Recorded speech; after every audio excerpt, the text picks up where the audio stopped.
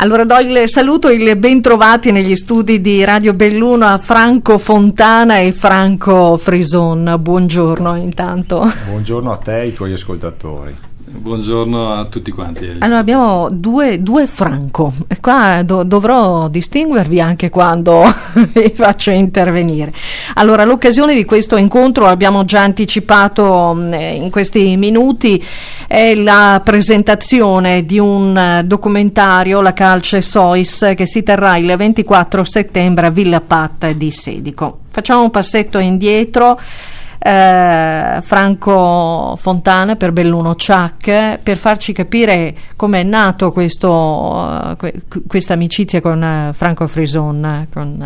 Allora, è una cosa particolare perché nasce dal 2010, quando all'epoca, girando un film thriller intitolato Dite, il sesto cerchio, fui affascinato da questa struttura di architettura industriale che si trova tuttora a Vignole di Sedico, e informatomi su chi era la persona referente per poter avere il permesso per entrare a girare alcune riprese, scene di quel film thriller. Conobbi Franco Frison e lui fu subito disponibile, in quanto ci autorizzò ad accedere in quell'ambiente particolare sicuramente, e anche perché aveva capito fin da subito quello che era il nostro progetto, cioè che eravamo un gruppo amante della cinematografia e che praticamente va avanti su l'aiuto e la collaborazione da parte delle persone che ci conoscono e che sanno che facciamo tutto questo per pura passione e basta. Certo, e da lì ovviamente mentalmente anche si mette in moto un qualcosa di più importante, perché è anche una presa d'atto il sapere che esistono degli edifici che hanno avuto una storia importante per quella comunità. La Calce Sois ha una sua identità nella civiltà provinciale, insomma.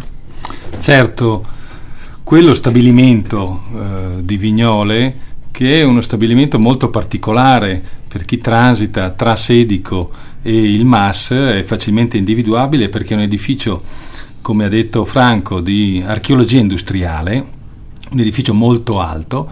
In particolare lo si distingue proprio per questi tre elementi verticali cilindrici in mattoni fatti a mano.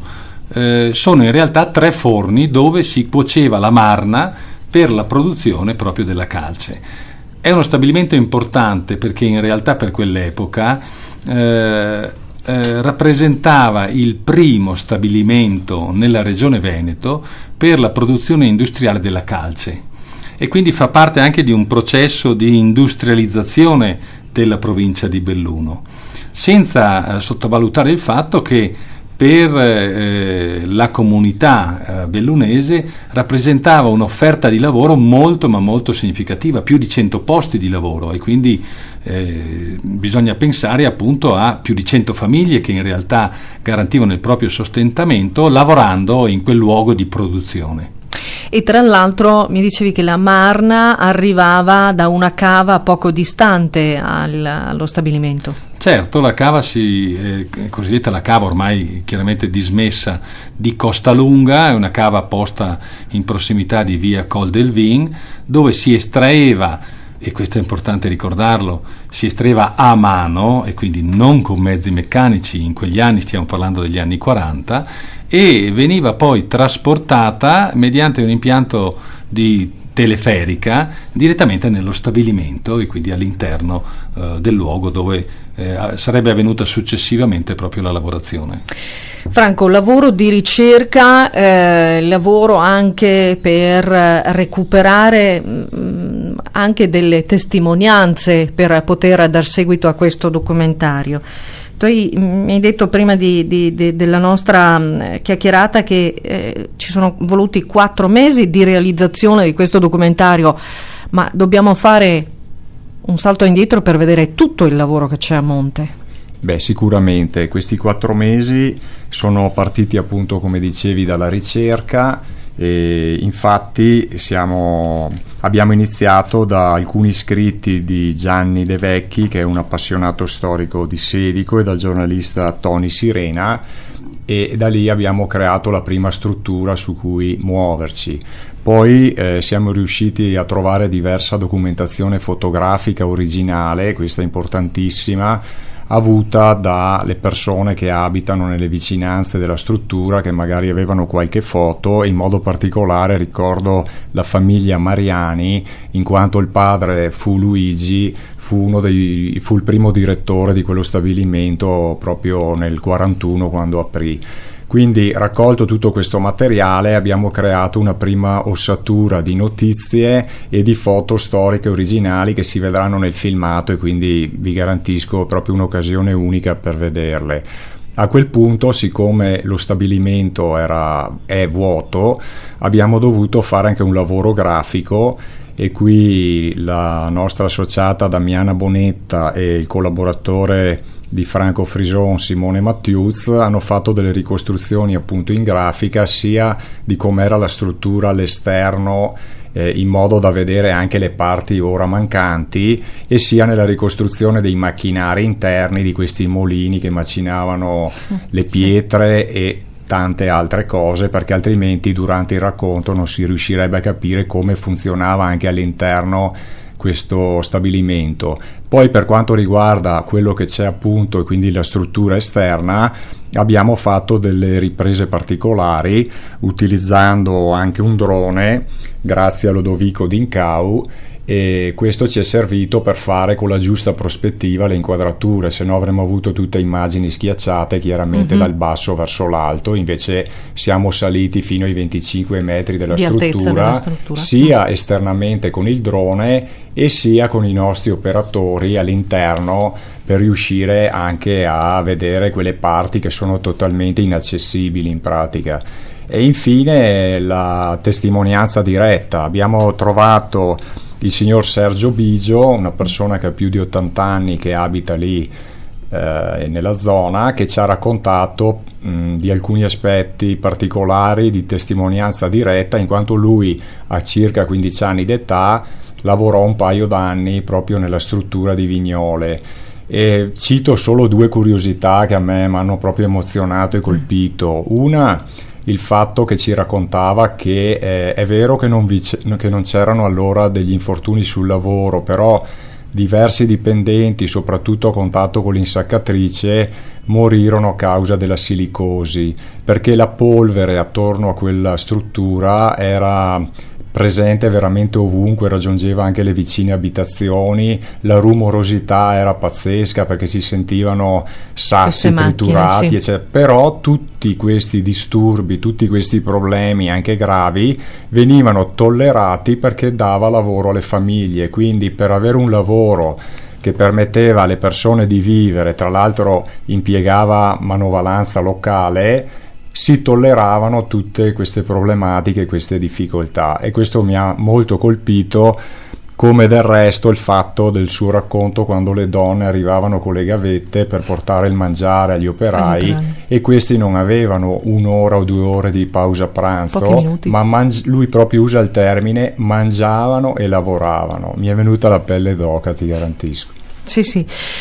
A livello architettonico, questo edificio, Franco, tu che sei un architetto, rappresenta un'opera importante sicuramente di identità, come dicevamo all'inizio. Come possiamo preservare anche questa nostra identità e fare in modo che diventi anche una sorta di, posso mettere, museo, il patrimonio appunto protetto, diciamo, ecco, in questo senso. Ecco, hai detto proprio bene. A una prima vista, diciamo, passando si vede un edificio diroccato, e quindi il primo pensiero è quello di togliere una fonte di degrado e quindi eliminare un edificio brutto. Però appunto non bisogna andare oltre le prime impressioni, e vale a dire capire, come dicevo prima, la storia che c'è dietro a un edificio, in particolare questo dove, come è stato detto, al di là del luogo della produzione ci sono storie di persone che hanno lavorato. E quindi che cos'è? È un edificio che può ricordare anche ai giovani di oggi la propria identità. E magari il nonno, magari lo zio, magari il papà hanno lavorato o si ricordano del sacrificio di persone che hanno lavorato all'interno di quello. Quindi architettura anche come memoria, come mantenimento della identità. E quindi bisogna ripensare a questi luoghi, quindi possiamo allargare il discorso a questi luoghi della produzione, quindi di archeologia industriale, che hanno un qualcosa da ricordare. Di certo un banale anonimo capannone degli anni 70 non ha la stessa valenza, però in questo caso siamo su una situazione diversa, quindi mantenere l'identità ma allo stesso tempo ripensare gli usi, cioè riusare queste strutture. C'è anche recentemente proprio una legge regionale che parla di consumo di suolo ma anche di riuso.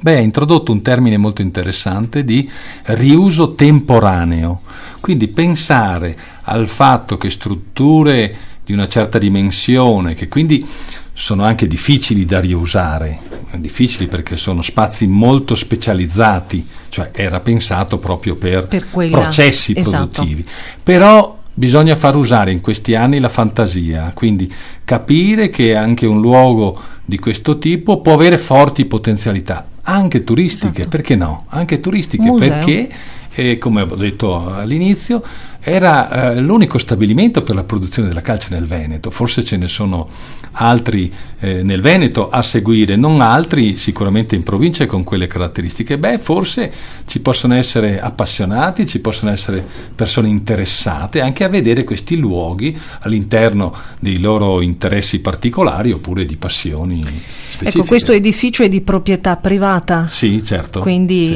certo.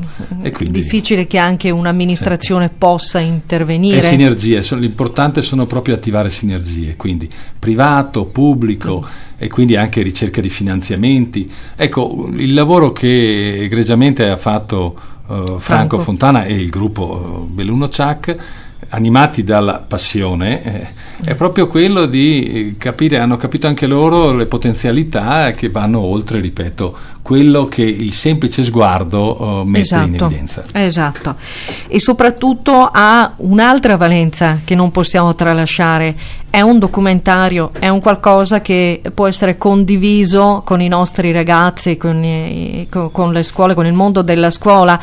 Fa parte della storia della nostra provincia, quindi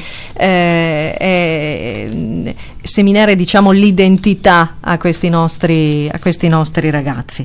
Andiamo per ordine perché arriviamo anche lì poi con il fatto che questo documentario potrà essere anche messo a disposizione del mondo della scuola e spiegato da parte di Belluno Ciak. Collaboratori, Franco, tu hai citato dei nomi, ma dietro credo ci sia una mole imponente di collaborazione. Ma a livello tecnico, diciamo, la squadra operativa si completa, a parte chi ho detto prima, che ho citato prima, che hanno fatto la parte grafica. Per il montaggio e la fotografia del documentario, Paolo Dal Pont, che è un professionista locale che veramente è una garanzia su questi aspetti, e poi per le riprese hanno collaborato Michel Perez Navarro, altro nostro collaboratore specializzato in riprese, e Gianluca Cometto, che tra l'altro ha anche curato la grafica pubblicitaria, e c'è una magnifica locandina infatti della Calce Sois. Chiaramente queste sono le collaborazioni nostre della Belluno Ciak, però devo dire che abbiamo avuto anche il sostegno di alcune ditte. Questo per noi è fondamentale, proprio perché noi non abbiamo scopo di lucro, quindi tutte le spese che sosteniamo cerchiamo in genere l'appoggio di privati oppure di aziende. E guarda, citiamole perché dobbiamo ringraziare anche chi crede ancora in questi progetti. Sì, anche perché loro hanno ascoltato quello che volevamo fare, ci hanno detto subito di sì, che ci avrebbero appoggiato, capendo che volevamo lasciare un qualcosa nel beneficio della collettività. E sono velocemente la DP SRL di Denis Colazzuol, la GS by Michele De Bona, Buzzati International Logistic di Sedico, la Banca Prealpi, Carrozzeria Vignole, Italcarta, Tecnometal, Edilcommercio e Giusto Brancaleone Impianti Elettrici. Altro partner non come sponsor è funivie.org, che trattando di funivie, ed anche la Calce Suis aveva la sua teleferica, veicolerà nel suo sito notizie sul nostro documentario. Questo ci tengo che sia citato, che queste aziende vengano citate, perché comunque hanno, come dici tu, risposto alla realizzazione di questo documentario, hanno contribuito nel loro piccolo, ci hanno creduto come voi ci avete creduto in modo forte. Anche loro hanno voluto dimostrarvi questo segno di attenzione importante, preservando, ritorniamo sempre a quel discorso, la memoria storica. Sì, penso sia una grande sensibilità, perché chiaramente hanno i loro problemi, hanno tantissime altre cose a cui pensare, perché azienda al giorno d'oggi vuol dire anche un sacco di problemi da risolvere, e dedicare un piccolo aiuto a un'associazione come la Belluno Ciak, che si impegna anche, tra le altre cose, a preservare delle cose storiche per tramandarle, perché vorrei brevemente ricordare che abbiamo restaurato il documentario Giorno di Mercato, girato da mio padre Luigi Fontana e da Ivano Pocchiesa, proprio per regalare quello che è l'immagine della Belluno degli anni 60. Abbiamo girato un documentario sulla latteria turnaria di Triches, facendo attraverso questo documentario del 2012 vedere come veniva prodotto il latte attualmente, ma anche allora attraverso strumenti ormai dismessi. Quindi abbiamo sempre tenuto una parte dei nostri lavori per la ricerca e il ricordo di cose che vale la pena di tramandarsi, perché sono nel nostro DNA. Certo. Senti, enti che hanno dato il loro patrocinio anche, li citiamo perché siamo in chiusura adesso. Sì, fondamentale, perché questo impreziosisce il nostro progetto: la provincia di Belluno, il comune di Sedico, il GAL, il Parco delle Dolomiti Bellunesi, l'Unione Montana Valbelluna e la Proloco di Sedico. Ecco, allora 24 settembre sarà la prima a Villa Patta di Sedico della presentazione di questo documentario alle 18, la Calce Suis. Avete già in mente qualche altra uscita, Franco? Abbiamo proposto ad alcuni comuni, siamo in attesa di risposte, perché chiaramente noi ci proponiamo e dopo dobbiamo combinare con i vari comuni, quindi sicuramente l'idea di portarlo in altri comuni e assolutamente di fare un progetto scuole, anche perché è interessante anche dal punto di vista didattico. Per chi non riuscisse a vedere questo primo appuntamento, c'è un'edizione limitatissima però specifico di DVD che eventualmente sono ordinabili nel nostro sito www.bellunociaklibero.it o nella pagina Facebook Belluno Ciak. Bene, allora grazie a Franco Fontana, Belluno Ciak, e all'architetto Franco Frison, e in bocca al lupo naturalmente per questo progetto. Grazie a voi per la disponibilità. Grazie per la sensibilità come sempre di Radio Belluno.